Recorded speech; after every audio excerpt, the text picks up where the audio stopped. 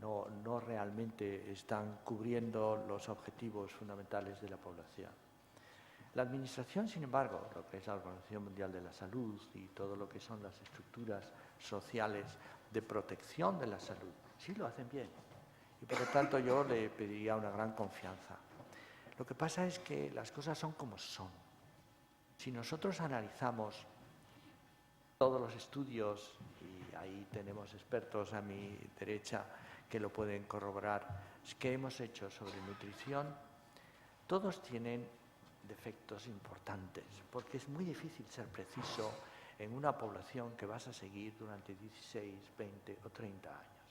Eso de convertir el Framingham nutritivo, que se ha hecho y que los últimos resultados han sido publicados, tiene muchas debilidades en el concepto de la epidemiología. Por lo tanto, no se puede ser dogmático. De ahí que si los huevos sí, los huevos no, si qué dosis de alcohol, qué no dosis de alcohol, todo son aproximaciones. Pero créanme, tenemos razón. Es un problema, vamos, difícil y esperemos que los políticos o la administración sanitaria, ¿no?, los técnicos, pues que lo hagan mejor, ¿no? Bueno, yo creo que vamos a pasar a la siguiente presentación. La siguiente presentación nos la va a dar el doctor José Tuñón y va a tratar sobre cambiamos el tema, nos vamos hacia los lípidos, lecciones aprendidas en el uso de los inhibidores de la enzima de la PCSK9. Y nos la va a dar José Tuñón y vamos a compartir aquí la moderación con su mentor, el doctor Jesús Ejido. Pepe es cardiólogo, yo creo que es bien conocido. José Tuñón ha sido designado recientemente jefe de servicio de cardiología, ¿no?, de la Fundación Jiménez Díaz. ¿Se sigue llamando así o Clínica de la Concepción? Sí, por Fundación Jiménez Díaz. Vale. De los Conchitas. Pues buenos días a todos. Pepe. Muchas gracias, doctor Macaya. Muchas gracias también al doctor Fernández Cruz por invitarme a estar aquí. Este simposio, los que lo conocéis como yo, es un auténtico clásico. Es un esfuerzo inmenso que hace el profesor y su fundación todos los años por traer gente realmente muy buena. Evidentemente no lo digo por mí, sino porque siempre trae una serie de ponentes excelentes. Él nos ha obsequiado con múltiples autoridades, frecuentemente premios Nobel, y este año lo ha vuelto a hacer, y eso yo creo que realmente es muy importante para la ciencia. Y yo, que en el pasado he organizado alguna cosa con el profesor Ejido, sé lo difícil que es este tipo de trabajo. Por lo tanto, además de muchas gracias, felicidades. Vamos a empezar a hablar un poquito acerca de las lecciones que hemos aprendido de los inhibidores de PCSK9. Y aprovechando que la audiencia es muy buena, ya podemos dar por sentado que sabemos que estos fármacos lo que hacen es favorecer el reciclaje de los receptores hepáticos para LDL, con lo cual ese hígado va a ser capaz de captar mucha LDL, y estos fármacos entonces lo que van a hacer es bajar la LDL, el colesterol malo. Bajan también triglicéridos, bajan también incluso lipoproteína A, y también suben un poquito el HDL. El perfil es fantástico. No obstante, después de muchos años de datos preliminares, en 2017 llegaba el primer gran estudio que mostraba lo que todos queremos ver, que son los resultados a nivel clínico. Y este era el estudio Fourier, en el cual unos 27.000 pacientes que tenían aterosclerosis crónica, pero ojo, no solo esto, sino algún marcador de riesgo más, como por ejemplo ser diabéticos, tener 65 años o más, ser fumadores o que el último infarto hubiera sido reciente, pues estos pacientes, si además estaban tomando atorvastatina 20 o más o su equivalente y no conseguían tener un buen control lipídico, los randomizaban a recibir evolocumab, que es el inhibidor de PCSK9, o a recibir placebo. Los resultados son bien conocidos y sucedía que el objetivo primario de muerte cardiovascular, de infarto, ictus, angina inestable o revascularización coronaria era reducido en un 15%. Es más, cuando iban al objetivo secundario, quitando estos dos endpoints que a veces pueden ser un poquito peculiares, como la hospitalización por angina inestable o la revascularización, incluso esta reducción de riesgo subía a un 20%. Por tanto, un estudio plenamente exitoso con un seguimiento, además, relativamente corto, yo creo que eran 2,2 años, lo cual nos habla en favor de que el fármaco no necesitaba un estudio muy largo para hacer efecto. Y siempre hemos dicho que los ensayos clínicos son importantes, pero es muy importante tener no solo uno, sino dos que vayan en la misma dirección, porque esto ya despeja definitivamente las posibles dudas de que pueda haber habido algún sesgo o algún error en los datos.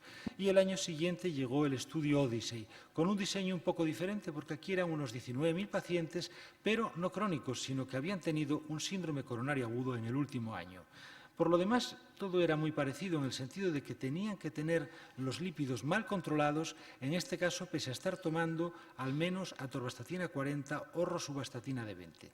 Y en este caso lo randomizaban a recibir alirocumab, que son inyecciones de 75, una cada 15 días, o placebo. Sí había una diferencia con el estudio Fourier, y la diferencia es que este estudio estaba orientado a conseguir un target, un objetivo de LDL entre 25 y 50, con lo cual en el brazo de alirocumab se iban haciendo ajustes que en un 7,3 o con 7% de los pacientes llevó a suspender el fármaco en el brazo de tratamiento porque bajaba por debajo de 15 el colesterol LDL en dos determinaciones.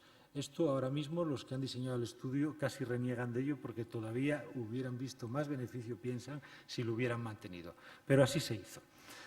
Al final del estudio, el objetivo primario compuesto por muerte coronaria, por infarto no fatal, por ictus o por angina inestable que requería ingreso, pues evidentemente se redujo, y se redujo en un 15%, igual que en el Fourier, y se redujo en un 15% como esperaban los que diseñaban el estudio, acorde a la reducción esperada de los niveles de LDL.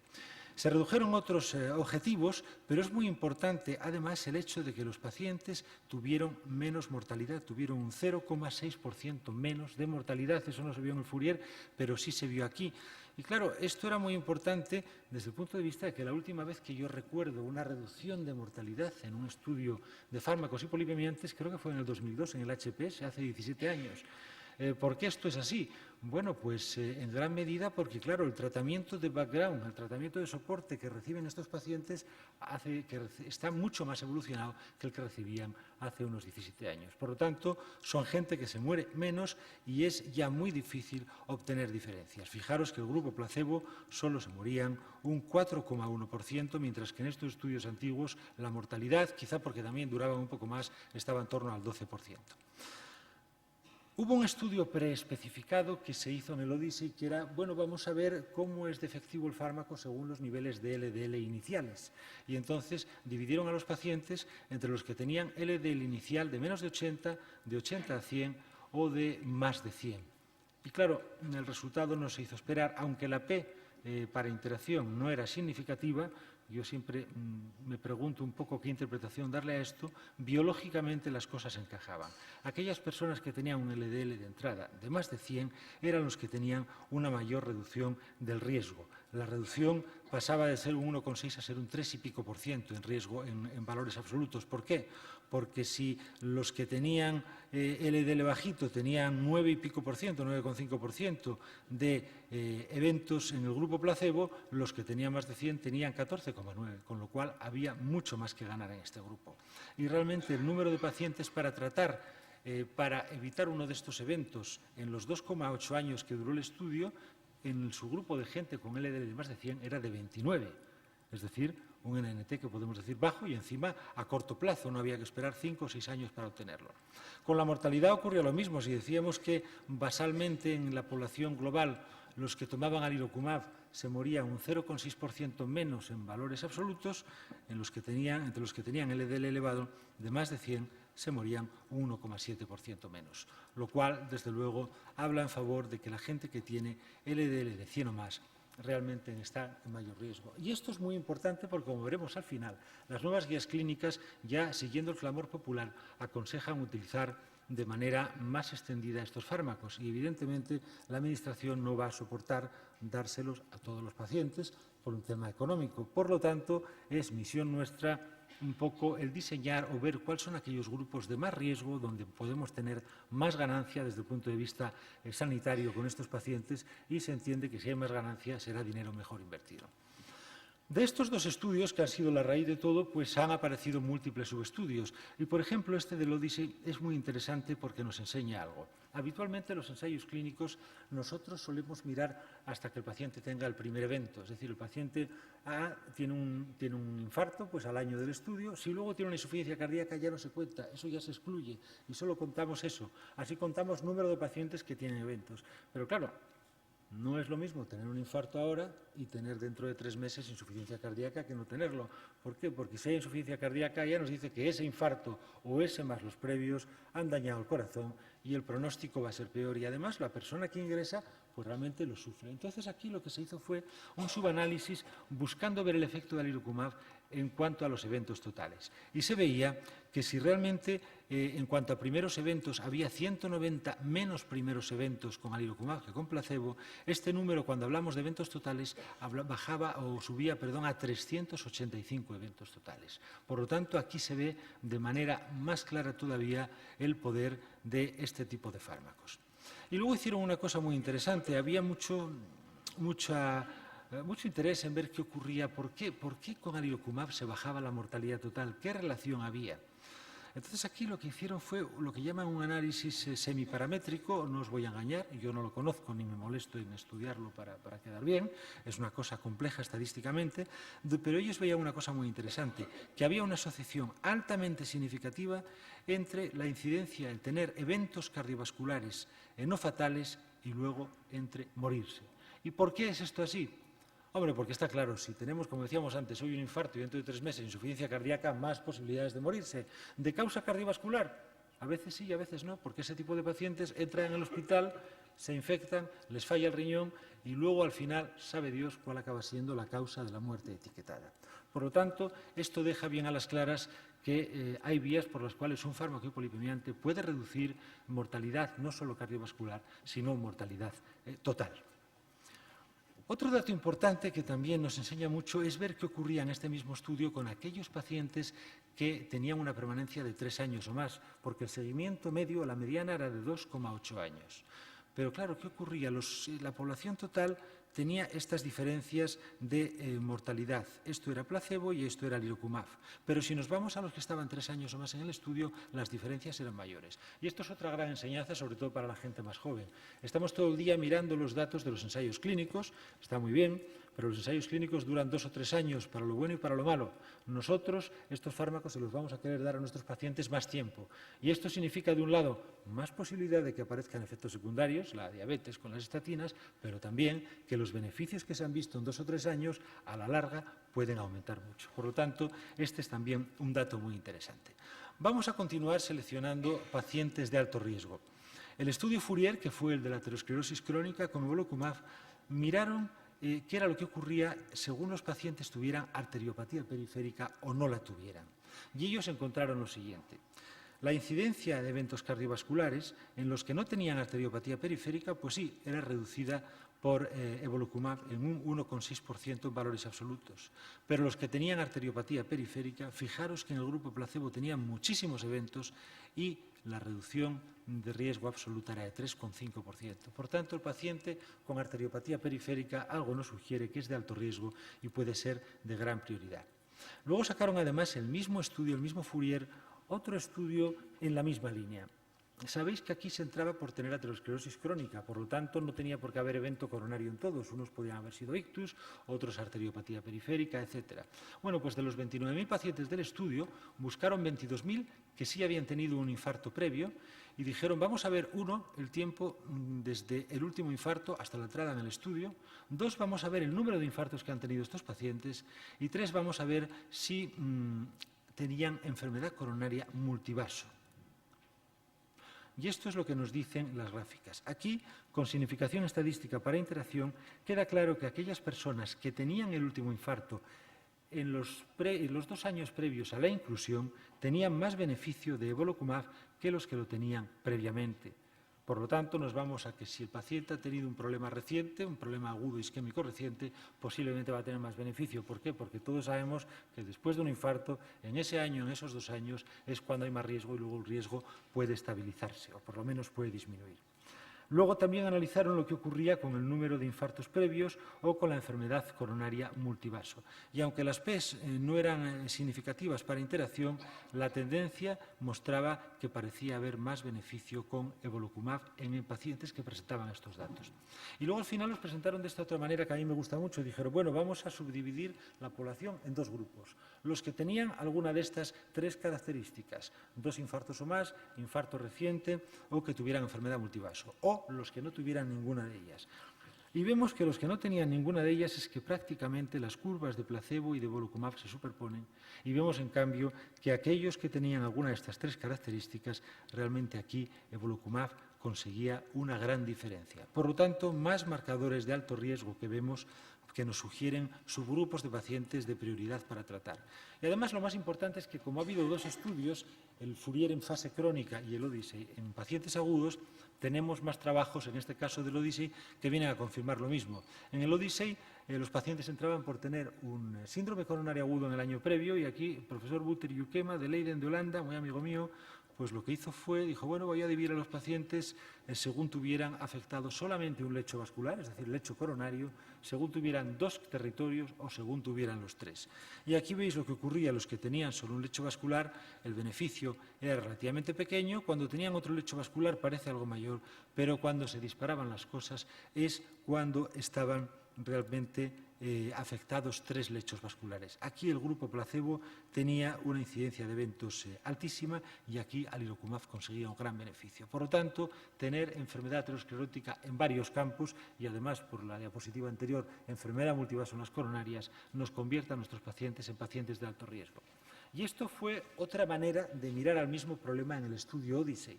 Aquí lo que hicieron fue mirar el efecto que había tenido alirocumab en estos pacientes de síndrome coronario agudo de acuerdo a que tuvieran realizada cirugía de revascularización coronaria.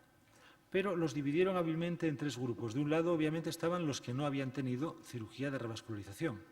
Por otro lado, estaban los que habían tenido cirugía de revascularización, pero en el evento agudo que motivó la entrada en el estudio. Y por último, estaban aquellos que habían tenido cirugía coronaria de revascularización años antes. ¿Qué ocurría? Bueno, pues realmente los que tuvieron cirugía de revascularización coronaria en el momento del evento agudo, prácticamente aquí el fármaco no hacía nada. ¿Por qué?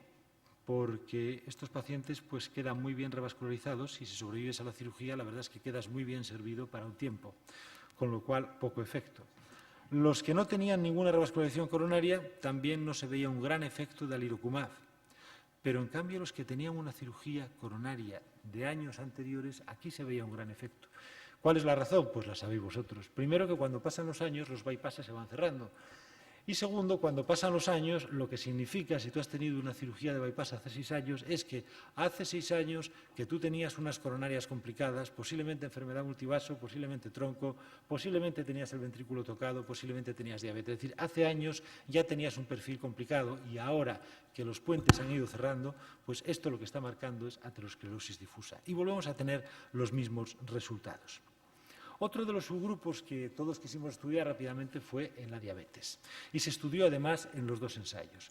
En el ensayo Fourier vieron qué ocurría en los pacientes que tenían diabetes y los que no tenían diabetes y se puede ver, como todos esperaréis, que evolocumab reducía el riesgo de eventos en los que no eran diabéticos, pero desde luego lo hacía más en los que eran diabéticos. Otra vez, la P de interacción es no significativa. A mí, aunque me gusta mucho la estadística, yo estas P de interacción debo confesaros, y por supuesto puede haber discrepancias, que me inquietan un poco, de alguna manera les hago poco caso, porque cuando lo que vemos aquí coincide plenamente con lo que sabemos biológicamente, yo aquí hablaría un poco de significación biológica. Si tú el diabético sabes que es un paciente de más riesgo, ya se ha demostrado que las estatinas van muy bien en diabéticos en prevención primaria, bueno, pues tener esto a mí me parece que realmente indica algo. Y que la P de interacción no sea significativa, yo la verdad es que la considero un poco menos relevante.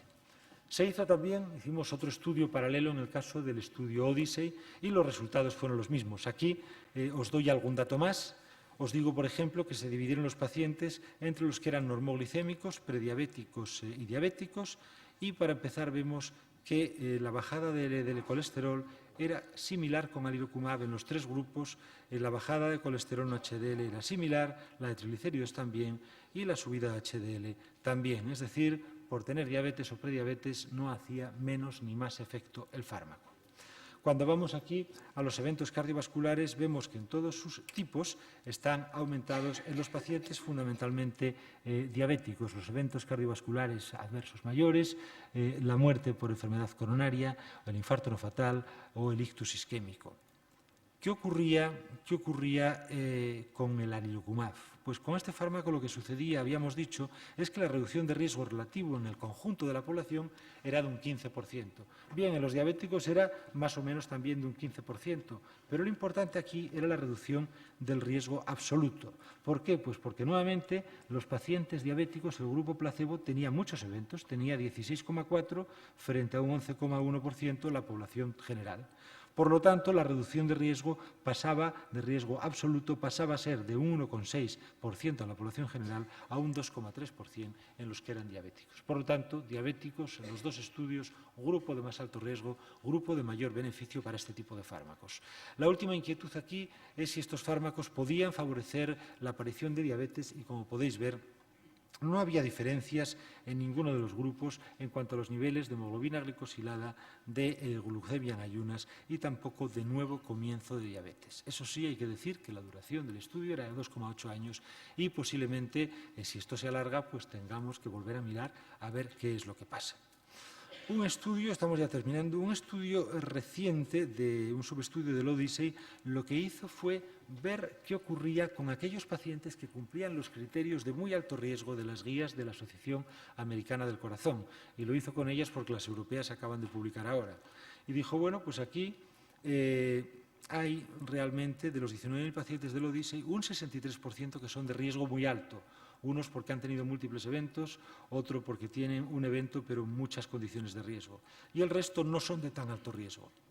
Y a la hora de mirar lo que ocurría en cuanto a la posibilidad de estar vivo sin tener eventos cardiovasculares, se veía que la posibilidad de estar vivo era mayor en los que tenían poco riesgo, ahí alirocumab hacía menos, y en cambio las posibilidades eran menores en los que tenían muy alto riesgo, pero ahí alirocumab hacía un mejor trabajo, y lo mismo ocurría para la mortalidad total.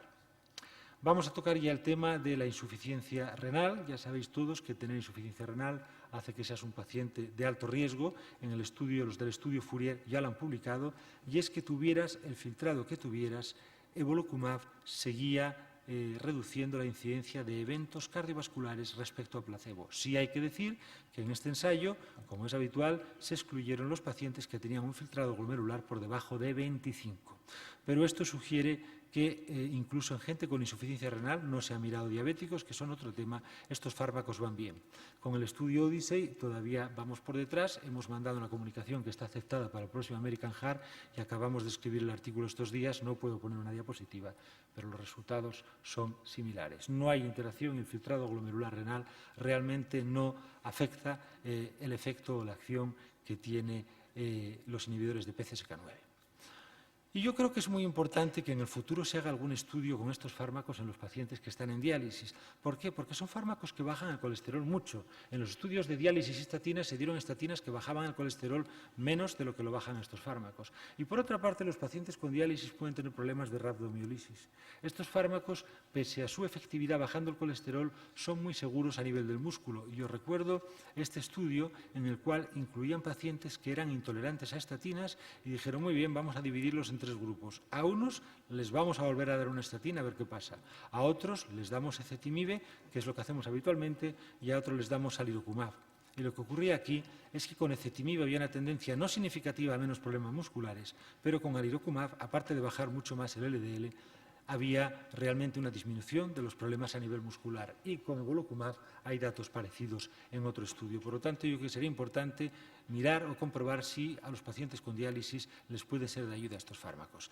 Y ya la última diapositiva, antes de las conclusiones, han salido las guías de la Sociedad Europea de Cardiología este verano, hace pocas semanas, y en ellas, ya recogiendo un poco el clamor popular, ya dicen que los pacientes de muy alto riesgo tendríamos que llegar a un LDL de 55 o menos. ¿Cuáles serían los pacientes de muy alto riesgo?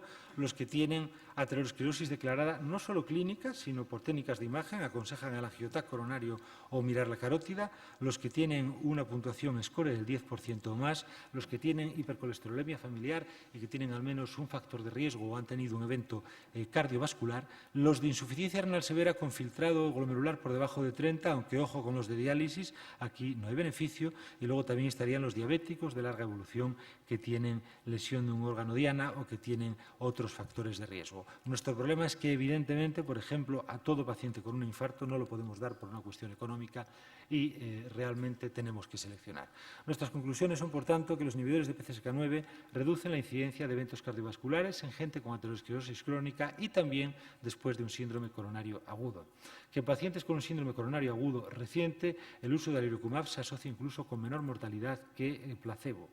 3, que estos efectos están más marcados en gente que tienen datos de alto riesgo, como un LDL basal de 100 o más, diabetes, enfermedad coronaria multivaso, enfermedad polivascular o síndrome coronario agudo reciente, que entre los pacientes sin diabetes basalmente, que realmente no tenemos evidencia de que estos fármacos hagan o favorezcan la aparición de nueva diabetes, el beneficio de estos fármacos, como el de muchos otros, es mayor cuanto más largo sea el seguimiento.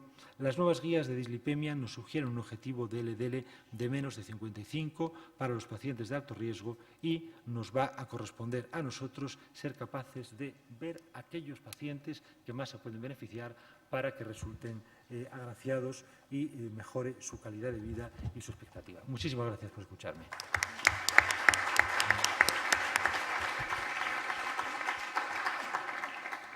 Gracias, profesor Tuñón, por este paseo a través de esta nueva familia de fármacos, los dos que están ahora en el mercado y, obviamente,